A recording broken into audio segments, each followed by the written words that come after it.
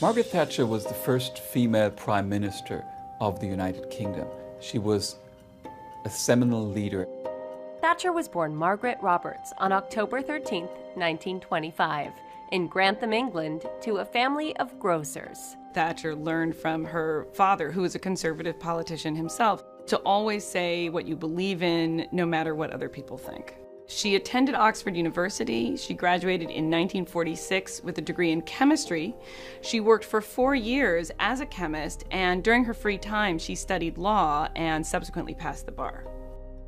In 1950, Thatcher made her first bid for Parliament and lost. The following year, she married Dennis Thatcher and began raising a family with the birth of twins in 1953.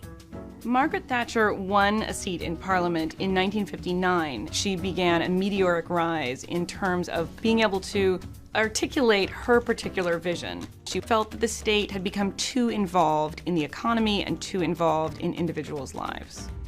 Thatcher held a variety of ministry positions in government over the years. In 1975, she became head of her party and was elected Prime Minister in 1979.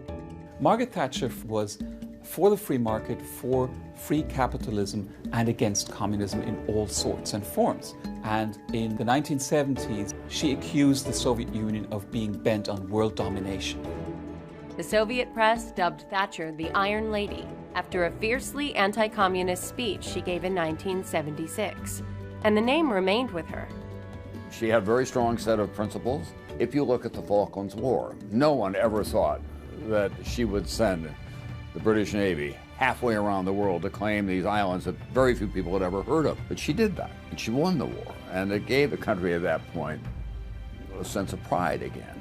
The Falkland Islands were important to Margaret Thatcher for the basic issue of sovereignty. If there is a part of the world that is under the British flag, the British military will defend it as long as there were people in that land who claimed British citizenship.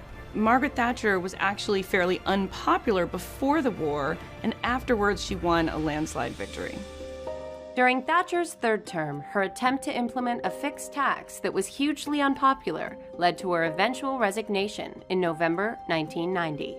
She then went on to write a series of memoirs and give public appearances and speaking engagements. Thatcher's life story was turned into a major motion picture in 2011, starring Meryl Streep, The Iron Lady. Margaret Thatcher was Britain's longest-serving prime minister in more than 100 years. She led her country out of a recession, through a war, and left an indelible mark on British and global politics. There are still those who think that she stayed too long, that hubris overcame her, that she could only see it her way. But I think she'll be remembered as a great leader of Great Britain during a difficult time.